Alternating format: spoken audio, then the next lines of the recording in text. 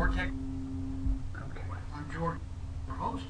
I've got a fun guest tonight. We're going to probably be all over the map as far as what we're talking about.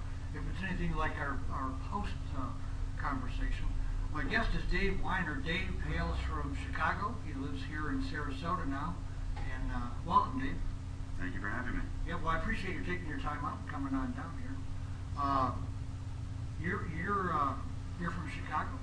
I was born in Chicago. I've lived all over the country. Have you? Most of my years were spent actually in Vermont, growing up in the woods. So you were raised in the woods? That's right. Yeah. I've got a good friend who was in Vermont back when when all the revolution was going on, the Black Panthers and all that. Mm-hmm. He was involved in all that stuff. Vermont was quite a hideout for those people. Vermont has prided itself in being able to be a place for people to disappear. Yeah, I'm sorry. Get into the woods up there. Yeah, there's not much else up there. We used to say there were more cows than people. So, did you was your family from Vermont, or what was it? My folks are actually from the New York area. They moved up into New England. Were they fed up with New York? I won't speak out of turn, but I think probably. I loved it growing up there. I was actually speaking with a friend of mine the other week about how growing up there we never really took advantage fully of what we had access to. From whether it was from mountain biking or kayaking or any of those outdoor activities. We did some things, but we didn't do them to the degree that we really could have growing up there. And now living down here in Florida, miss mountains, miss snow. Whatever you haven't got. Not exactly. In hindsight, great. Hindsight is fantastic. I got 20/20 hindsight. Sometimes you wish you had some liners for that 20/20 vision, but hindsight is definitely a fantastic thing. I work at not having regrets. They're just not work for you. So, you went to Carnegie Mellon? Went to Carnegie Mellon, that's correct. And what did you study there? I studied languages, French and Russian. Yeah, you're brilliant. More in French than in Russian. Is that right? Passable Russian. I have. I've been there 3 years ago. You know, that's the language I took in high school. I'd rather feel nothing than to feel what I'm feeling. French, but I didn't have enough passion to go with it. How did you get into language? It was just one of those things that at the time it felt right. I'd been taking French on some level through, we had a very rudimentary offering of language in grade school growing up in Vermont, which is a surprising dose of culture that we had up there. It was sort of a natural, it just agreed with me, that's the best way to say it. I did Russian. Well, I noticed that, I was afraid to take another romance language. I've been afraid of mixing the vocabulary. I didn't believe in my skill set enough to be able to say, oh yes, I'll be able to speak Spanish and French. Right. Honestly, and here you go, with hindsight, I would have preferred to have studied something like Japanese or something that would, in this day and age now, or even Chinese, would be able to help in business or anything later in life. But again, a little narrow-minded Russian, I felt, why not? Yeah, why not? I picked up Rosetta Stone with the intent of learning some Chinese, but I just haven't had the drive to really spend the time. For me, what made it actually easier was the Cyrillic alphabet.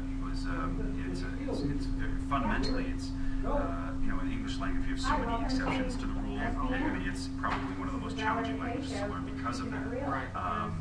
With Russian, once you learn the alphabet, the pronunciation of any word that you see is almost letter to letter to letter.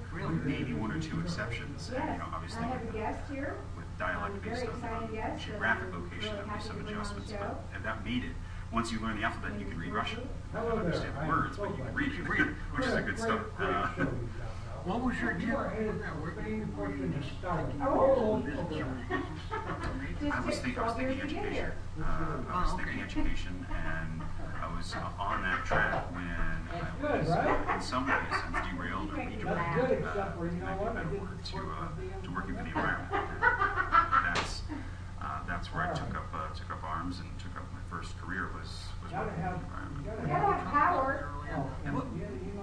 What organization were you with? I was with the state PERMs, the State Public Interest Research Groups. They are dedicated to consumer and environmental protection, so everything from overcharging debit cards, debit fees to working to protect and prevent pollution of the water or the air. I spent a lot of time working to protect our national forests, spent some time electing certain local officials or national officials. We worked on a Clean Water Act in Michigan. When I was up there, lived in Ann Arbor and Kalamazoo for a year or so. And it was an exciting opportunity to be able to work with government and how government can function, but ultimately you realize that there are just these firewalls that are set up to prevent just full change from happening on an easy basis. And that, after 10 years of that, became challenging to stay in that world. You get burned out.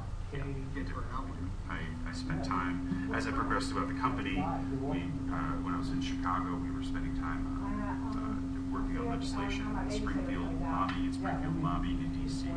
And to be perfectly frank, it was just incredibly frustrating. We spent time speaking with people that really and obviously do not care about your agenda, but are obligated on some level to meet with you because that's what things like National Lobby Day are for, that you can meet with people to make sure that they're getting a ground sense of what is happening in the country or their area. Though there are wonderful champions for the environment, and I would never do anything to denigrate their reputation or what they stand for, what they believe, there are still a lot of people that don't believe fundamentally we have a pollution problem or an obligation to protect our resources. What do you think? That's why I have you on the show. Right down the trenches. Yeah, well, how long have you been keeping it real, George? It's like a I would say that would be a pretty good assessment. We are Far too long. right now, in my opinion, I'm not an expert in the field. Good answer. In my honest opinion, the amount of clean and potable water that Did you we cook have his lunch break is today? going to be No, rapidly I had diminishing. a client. It's probably the next 20 years. That work If, gets I in the would way say that 20 to it's 50, sometimes. we'd be in a water crisis that Because we we have only prioritize read it. or seen or heard about in third world countries right now. Right. I think that's going to be the first devastating strike, is the lack of clean water, and then You're kidding me. it's really projecting something I had Okay, play. we have just been Go ahead, put it on. we have been acting Right, left button. in a way like locusts, where we just consume without bringing something back to the table. Wipe it out as we go across. Greed. And there are laudable efforts from everything from even timber companies to other businesses out there that are making, whether it's planted tree programs or minimizing their footprint by recycling. All those things are fantastic and should absolutely be praised. Anybody that does it, thank you. Keep it up, don't stop. But wow, on a large scale, we are just pillaging. Well, we were talking earlier, you have a fairly young baby, right? Yes. How old? She's 20 months. 20 months old. Just learning to Oh, that is Just good. as big as the bathroom. Did I go out to this? Her first time using the bathroom. Mouth and the words I was on my way here. My wife texted me. Last night was. How does it make you I feel? think we get now. Now I was last night for South. Right, yeah, because I I look wrote at my that down. grandchildren, and it's frightening to me. Let's do broadcast live. It's sad. It's sad.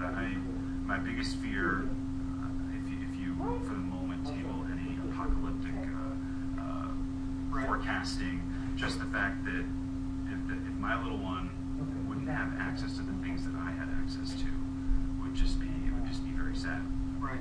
If she only read about what it was like to swim in a lake in a book, to be almost from an Asimov tale.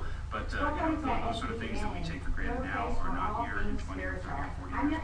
Our children in the future aren't able to experience anything like that. To be able to go for a walk in the woods, or Thank you, Valerie. I am really pleased to be here this afternoon. Well, I am so glad you came. scenic walk. Today we're going to talk about keeping it anywhere. real. It's scary. It's just sad. Well, unfortunately, what I see is Well, that'd be keeping it real. That's real. we don't have any power to go in and cut down Popcorn. We got some popcorn. Popcorn. Some popcorn. And in talking with a lot of, with quite a few people who have money these days, they talk about not caring because once you've got at least $1 million, you can live very well I in hope Hong Kong. the lips and the, I mean, I've actually had people tell me that, you know, and that attitude, it's almost like, well, it's okay, we've got enough money, and we've got Virgin now, we'll probably be, you know, we'll be on the moon, you know, at some point, and we'll just leave it all behind. Blow it out and work fine. You know, there's no, that. good, so I think we just Well, have to that's stop for a frustrating bit, because walk over. I know that there are ways to do. We need things like that's, you know, I'm certainly not preaching to anybody that everything can be made from hemp and we can just. Yeah. We need to use it. There are ways to sustainably harvest any resource that we have. Right. The key word is being sustainable. That you need to be only using as much as you really need to Yeah, be using, cool. not to be stockpiling, Yeah, so you'll be ready for not to tomorrow? be locking things away, and to not to Yeah, that someday we might need them. That's not sustainable in any way, shape, or form. Oh, But is I that would for say sure? it's, you know, as you're saying, Well, I to can, not care. get away. I think, you know, fundamentally our values have changed so much But I have from to, my parents' generation with of that whole what they considered situation, I to be just have to what we would disconnect myself. the cleaver world of, you know, just because I you know, rely that on doesn't them exist and I anymore. know- The this one I neighborly think world that used to with exist doesn't seem Tristan's to be grandma and that. dad. You know, See, the thing right now, is I mean, that I feel it I myself. Like when my daughter gets old enough to go relied visit on them. friends, I'm not going to let her just walk down the Because street. I had You know, somebody at 5 years watching old to go Tristan, visit a well, then neighbor. No, her it's, you know, I mean, boyfriend husband got that's, open I mean, I heart used to surgery. have that growing up with So mom. she My could parents say, not- okay, I'll go ride your bike. I didn't live right now. My closest to neighbor do was what an I'm hour and a doing. half away. Right. So we were riding a bike for a little while, but Right. there was no fear of, Yeah. So, you night know, care, a child yeah. predator or no So, fear of, I you know, just- somebody driving started away relying in a on car. them, which they're not reliable. And Because I am on people that watch say out that. for your child if something was, you know, Yeah, ever they in don't your even know there's eyes and integrity. it's now it seems like, you know, it used to be anyway. open fences So and then I open forget gates, and if now they're it's how high unreliable. can I build my fence or how locked can And I I make end my up gate to prevent other people having from big coming in. resentment. And that fundamental shift, not, in a way, very, I think my just sort of resentments means are what you're saying, huge. that, you know, Little bitty, I but my huge, million, and they're heavy. what do I care? Oh, pissed I can off. just go live over here Not a good and place to be when work you're on trying those to write about resources. I don't need to worry divine. about what's happening here. You know, this, Can I this, ask you a matter of fact, this question? past week, I was thinking of very much in terms of what you're talking If about. you When I look back and when I was growing up, John Wayne was, accidentally in the head. you know, you wanted to be John Wayne. Sure. It was like in The Hero One, you know, you go to a movie, it wasn't the bad guy that was winning. Right. Now, we make heroes of the bad When guys somebody offends me in our films. And I mean, there's just been this real transition from, and I think we're gonna have to get back to some of those old kind I'm of hitting viewpoints, myself emotionally. those John Wayne attitudes, you know. I think, you know, there's certainly some core values that we could use a bit of a bit of a shock and wake up again. And I think it's, you know, when you're dealing with Hollywood, you know, I've worked with the film festival for a few years here in Sarasota. And you sort of, there's a reality with film that you need to entertain. And Absolutely. you know, if you repeat the same story in whatever format it was, like whether it's a John Wayne tale or anything like that, then ultimately people get bored. They don't buy tickets. They don't you don't make money on the film, so why would you continue to make something like that? And then, you know, I think it's, you know, it's that's sort of a reality. But I absolutely think that there is certainly an aspect of, you know, the hero should win kind of thing that we can all take part Joseph in Campbell, use. you know, short, the hero's journey. Well, even in the one where the villain wins, there's still the hero's journey. Right. You know, because that's a Hollywood format. It's, you know, it's tried, true, it works. Oh, absolutely. Yeah, it's you know, it's not a Sisyphean effort. It's you know, it's absolutely, it's Herculean. It's everything's going. I love so much of what we see in, you know, in Hollywood. It still all goes back to these very fundamental mythological stories that have been told forever. But it's, you know, it's proving yourself and getting, you know, cast into the ring of fire in order to come back. Whatever the tale might be, but that's absolutely it's the struggle to, whether it's a moral struggle or whether it's a physical struggle. It's all about coming from the darkness to the light, and that's always the transformation. Which is why you get to see the villains inevitably either go down in the sequel or they turn in the first part was their darkness moving into the light. So you think it's Hollywood that needs, or you think the real? I promise you that's real. I think I would never. I think, you know, I think anything that's popular can be influential on some level, but I certainly don't think that an industry is going to shape human I've been behavior using or how that short form America for is a long going to. time then. I didn't even know It's not it. going to change their lives. But it's not, Right. fuck it. It's frustrating. One of those things that Right. pet peeve, anybody that blames Hollywood Right. on our Yeah, lack I was of using it a lot the other way. is not. That falls into the depth. Not That's the fall into the depth. Yeah, I know. I But think it's, that, I think I Hollywood guarantee works those with are, what I live by that's those. what people want. That's what they get. The Romans did the same thing. There's just those people that I have got to. Worked for 1,000 years. You know, it seems like That's right. they're falling They away want because I bread and keep wanting to go circuses. this That's what way. Kemper gave them. Bread and circuses. And they're just like Entertains, falling, and like there we people go. like, I'm like, and I can't tolerate Well, like we know people the world anymore of because fire. like, I'm trying So, to light and dark's gonna be. live my life and I'm not Yeah, trying you to can't separate be all, those. I'm just And there's happy supposed to and be- doing my thing. You know, if you look over history, And, kind of a I different mean, spot. there's just been a whole, like, small amount of time, people that I just don't even care to spend time, listen to, noise, drama. It's like, it just slows me down and I'm just trying to like, Some of these. That's how it's supposed to be. You know. Or and we I assume feel we were in a like, current and period of then darkness this, or in a the current one period that of was light. helping me with Well, treatment, she's like, always tired, always sick, always complaining. And it's like they, You know, if it's you like, look not back that at I'm history, giving them the the power, Dark it's Ages, just, I just don't have time and for then, that anymore. you know, the They're- dark ages they're was emotional followed by the vampires. Renaissance. Yeah. Sure. And they were You have to huge. protect your psyche. Oh, absolutely. It was an enlightenment. Caught up It was in a, the- you know, Renaissance is French for rebirth. The problem is It's, that I want. Exactly. What happened in between? See, There's if I don't want no, anything, there's nothing we can point to. Right. Because no one was looking for it. So I have to watch my motives. But there was a If I'm feeling drained with. Very interesting. There's some arguments that the Renaissance was really sparked in a lot by artists and their need to. Without doubt. Right. I think that's probably right. You know, that there was Yeah.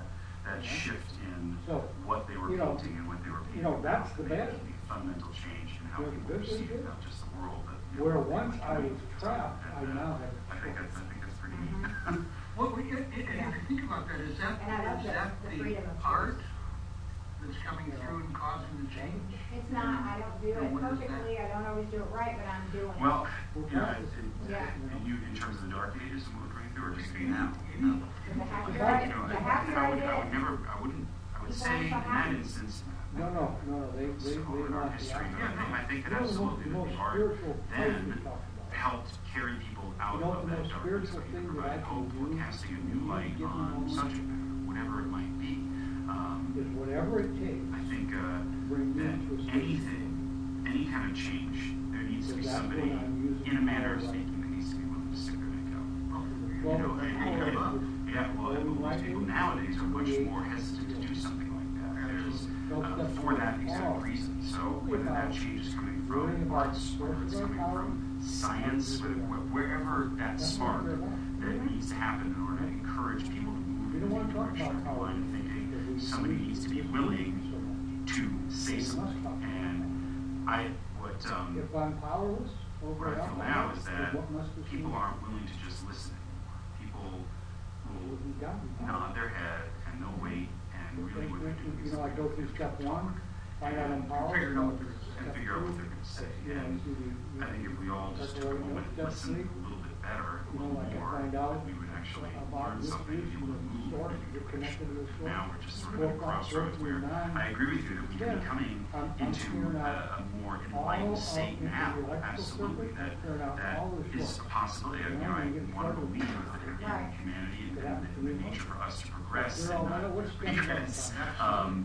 But again, it takes people willing to take a moment and listen Promises me to what other people are saying and understand that before they get on their own soapbox or podium or whatever it might be to preach about what they believe.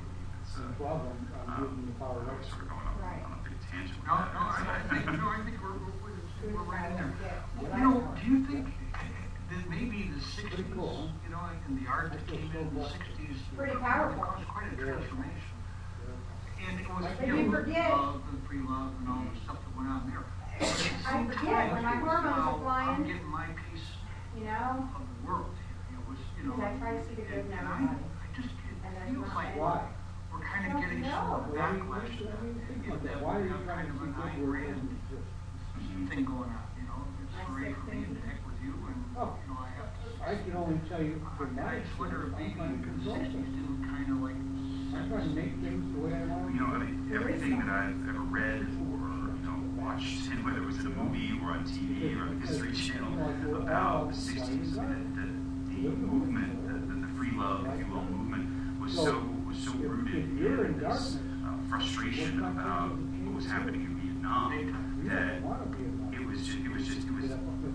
it was a natural response to what was felt to be this very militaristic approach to how the country is being driven, and frustration at Johnson's at LBJ, and what mandates he was making, directives they were taking, what they were doing over there. That on this side, that was, well, we need to go to the other end of this. This is, you know, anti-war or for peace, etc.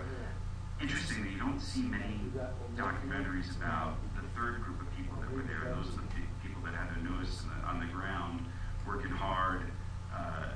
During the 60s, like you said, I'm going to get mine, and seeing an opportunity there for whatever it was. It's always talked about, was it the hippies or was it, you know, the pro-military, and not to get into, you know, which side is right on that coin, but, you know, that there was this whole other side of the country that was, you know, wasn't necessarily supporting either side of that, but was still trying to keep this country functioning and working. And, sometimes all four. I don't recall really seeing much about those sort of stories. And what came of that could absolutely be, you know, that I'm going to get mine kind of thing. I don't know. Yeah, I don't either, but I watched a documentary or news show or something that wasn't my idea. Why do I? It's like, oh wow, that makes kind of sense. Like, I guess I'm just pushing. Because I came For a through break that period, period. you know, something's gotta give. Well, I'd like to say gives adult, but it was take like care of adult one age at least. And I wasn't involved in the. As long as I'm hungry and you want to retire, What I was looking to make my, Right? I'm going to attract similar vibration. Hungry, angry, lonely, tired people. And they come around. Yeah, So- because you're at that vibration. So if I just stop, take care of myself, then I'm Absolutely, it was different. a huge land of opportunity. So which is I mean, really that was you know, we were Like the other already side. coming into Take care of myself. technologically Quit getting in advanced that time, victim role. you know, still with Quit looking just for outside monstrous people to help you when it's civil helping ourselves. frustration. and I'm not sure it was much different though than from now. and you know, in different format, I think we absolutely we have We're we pretty have frustrated. we're very frustrated on Oh, different boy. subject matter, absolutely, but That's we completely agree. age We are just as thing. We've frustrated. got a lot of his stuff Yeah, going. I think that the thing that this, like the Occupy movement, misses Beverly Hills. is that central kind of core issue. Yeah. Off the top. In other words, there's a lot of But things great guy, I we want to protest against, Right. but I'm no called real. like a baby in It was a knee-jerk reaction. I spent plenty of time rallying You and show giving them how to take the different, trash out. mostly on an environmental level, Right. or company was Yeah. polluting Yeah. water and they didn't, you know, You whatever it gotta might learn how have to been. do this, because you know, I ain't gonna be around What here forever. I absolutely agree. They were, it Dropped. was a misfire. I It believe was it's such a real knee-jerk about that. reaction of frustration. What was happening on Wall Street, what's happening with banks, what's, you know, with the mortgage crisis, the, you know, real estate, all those things are all interconnected on so many levels that they missed the boat in that there wasn't a central message. And there was a lot of talk about that they were, what, you know, what is your point of your, what is the point of this protest? You know, what are you looking to accomplish? And nobody could really clearly define what that point was. But everybody on some level understood why they were protesting.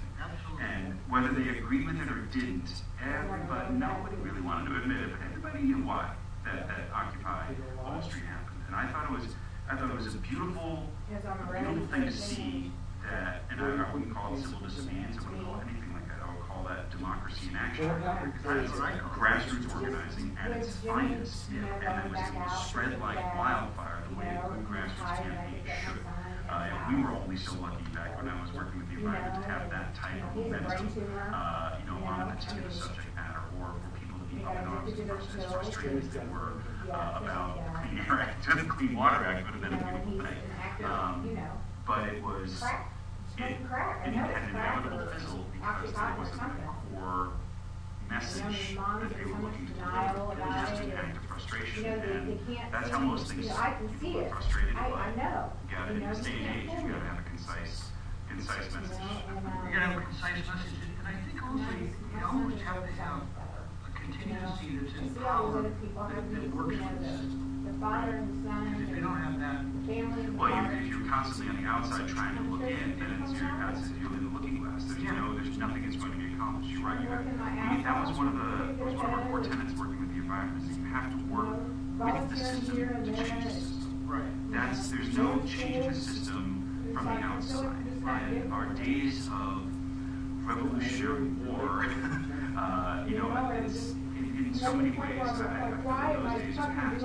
We're in a much more heightened state of intelligence in a lot of ways that we don't need to resort to that sort of drastic change to make something happen. Right? And work with the systems we have in place, whether it's the internet, or whether it's grassroots campaign, whether it's picketing, whether it's polling. All those things are all means to accomplish it, and you have to work with that system. Why grape against it just to frustrate? That's not going to accomplish anything. It's just going to tick people off. We know we were talking earlier about the Tea Party and about, like a broken system and what's going on in Congress. With what I see, it's almost impossible to even work on the inside with this anymore. Right. People are disguising themselves now. It's I agree. There is certainly an element to that. I still always believe that the system can work if you know how to work the system. The problem is that so many people have it's all about derailing in this direction. I mean, we're watching a magic show at this point. It's like, watch this hand while something else is going on here, and it's incessant, and that's very frustrating. I mean, like I said, I will go on the record saying that the Tea Party is misrepresenting themselves. They are not what the Tea Party originally was created in order to function. The original function was not what is being represented now. And I think that everybody here, we would be, in a lot of ways, a better government if we had multiple parties that were working within our system. I think that would clear up a lot of misconceptions or challenges in terms of what people's opinions might be or what side of the fence they're on, and not force people to not pigeonhole people intentionally or paint them into a corner by saying, well, if you're a Democrat, then you have to believe this. If you're a Republican, then you have to believe that. Well, I can understand why a party like the Tea Party has made an effort to come to light and to bring themselves up. They're doing it as a misnomer. They're not a Tea Party. But to have another party come up because like Nader made an effort, or I'm forgetting right now. Oh goodness. I'm glad you say nothing about it. I'm not convinced by it at all. It's and who is fueling the Tea Party fires is a big question. And where's the money coming from? Because that's coming from certain places and certain people that are high up on the food chain as well. But not only high up in the food chain, but on what side of it? Sometimes they what side of the law. Right. Well, that's a fair statement. I'm like I said, I am pro-government 100%. I think it can absolutely work. I think that we have run it so far into the ground right now that it's going to take a lot to get it back on track. How do we get principles back? My answer to that is really simple. We have to stop with the lobbyists. We have to stop with the big money. That's it. I saw that continually with the environment, is that when you are in somebody's pocket, and on any level, it doesn't matter. If somebody has contributed to your campaign, or contributed to your getting elected, on whatever level it might be, you are going to do something for them in return for that favor. And it's an expectation. And I'm not saying that anybody is a slave to the tobacco lobby or a slave to the environmental lobby or whatever, wherever you are, any major lobby group. It's They exciting all too. have their hands somewhere. Nobody is directly doing their thing. It's not like they're on remote control. But the problem is that they listen a lot more than they should. And there's no politician who will ever say no to Exxon. No It's powerful. Well, it's in between Exxon or any of the big oil companies and the big automobile companies. There's a reason why campaign CAFE standards have been difficult to pass. For those of you who don't know, CAFE standards are really basically mileage, how efficient your car runs. And there's been bill after bill after bill that was submitted, a House level and a Senate level, to raise or increase CAFE standards so that the minimum that any car or SUV needs would be, let's say, 25 miles per gallon for a car. The minimum for an SUV is 20 miles to the gallon. There are two industries that don't want something like that to happen. And I mean, without pointing fingers, I mean, we know, ultimately, I understand oil companies are in the business of making oil and selling gas. That's what they do. They make lots of other petroleum products too, plastics, etc. I mean, lots of things use petroleum and oil. Their interests are to minimize something like that, and not to encourage business from wanting to accomplish their goals. But ultimately, if we don't increase CAFE standards, if we don't cut down on air pollution, then we're going to have bigger problems. And we can't band-aid the Grand Canyon. You have to find a way to fill it in and fix it, if that's what you're looking to do. And so it's, from maybe you don't disagree with that. I agree with that, because it's a juggernaut. How do you combat something like that? And unfortunately, just like we were talking about earlier, when you're dealing with politics, when you're dealing with anything, in order to introduce a bill, somebody has to champion or sponsor that bill. They have to put their name on it, they have to stick it out there, and then hope that they can get a couple people to co-sign it, so they're not the only one, the chicken with their neck stuck out. And because it's so easy when you're the only one to just lop it off and forget about it. It didn't exist, it didn't happen, let's just move on. And that's, like we were talking about earlier, it's amazing to me how little there really is very little bipartisan policy out there. I don't see any, really. There have been instances where teams where you get a couple people to work together. Usually you find it on the side of like consumer issues, right, where people can, whether that's with child safety standards, or this is coming from my experience with the state PERS, is that you will find people working across the aisle for the common good, because it's something that you can't come across saying, listen, we need to. I don't agree with reducing children cancers for children. That doesn't you won't get reelected if you take that. But for the most part, it's become so polarized. It's, to use your word, that there's no common ground anymore for people to work together. Which means that, okay, if you have a House that is Democrat, you've got a Senate that's Republican, and then whoever is in office, what is the likelihood of getting anything passed? Almost none. You know what? That's the reality. You don't ever have 80% of the House is Democrat. It's going to be 52% or 48%. So on those few areas, if you don't get those key 6 votes, and that's what it's no different than our elections for president right now. It comes down to one state with those electoral college votes. If you don't get those 6 representatives who are always sort of on the fence on that particular issue, then you're not going to pass your bill. So all that work comes down to just 6 people, because you've got your camp. Your side of the aisle is locked in. But those 6 people, so 6 people make the difference between whether or not the bill is passed or not, or 4 or 10, whatever it is. It's always a little handful. And I don't think that's the way government should work. I don't either. I'll tell you what, though, Tom Johnson was right. You and I were going to have a good time and a good conversation. We not only run out of time, we run over a little bit. So, sorry. No, it's great. I had a good time. I really enjoyed it. As a matter of fact, we'll have to have it back. I wanted to talk more, also I wanted to talk about the Sarasota Film Festival. Yeah. So maybe what we'll do is sometime in the near future, we'll have you come back if you would, and we'll spend some time on that. If you'll have me, I'd be honored. That'd be great. Listen, thanks for taking your time coming in. Thank you. It's a pleasure. Yeah, my pleasure. Good to meet you. Nice to meet you. Well, great guest, had a great time tonight with conversations that I love, and speaking with someone who not only has passion, but who has experience and has backed up his passion for many years. So we'll look forward to having Dave Weiner back again. So next week, same time, and in the meantime, don't forget to accentuate the positive and have a fantastic week.